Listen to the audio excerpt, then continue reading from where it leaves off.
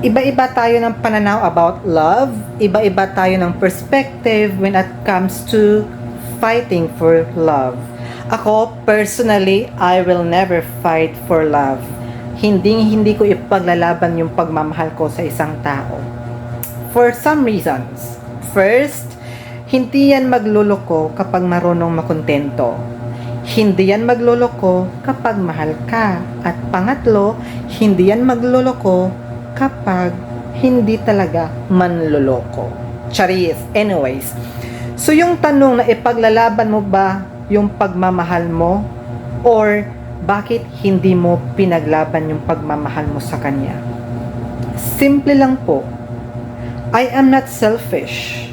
Paano kung ipaglalaban ko siya kung ayaw na niya talaga? Ipinaglaban mo yung taong hindi naman kayang ipaglaban yung pinaglaban mo. 'Di ba?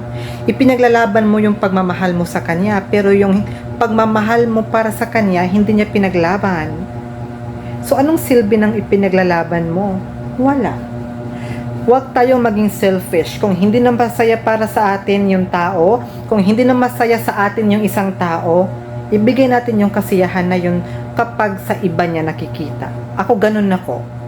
Lately may nangyari sa relasyon namin, tapos hindi na siya masaya at naging masaya naman siya sa bago. Hindi ako nang gulo. Kasi yung tanong nga na bakit hindi mo pinaglaban? Bakit ko ipaglalaban kung alam kong wala na akong dapat ipaglaban?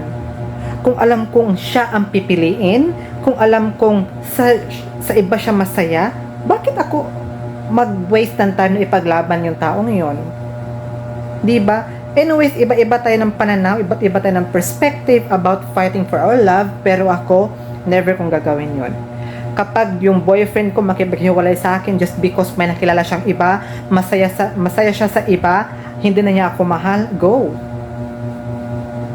Hindi ka niya mahal, hindi ka na mahal, pero bakit ipaglalaban mo pa? Kuha mo.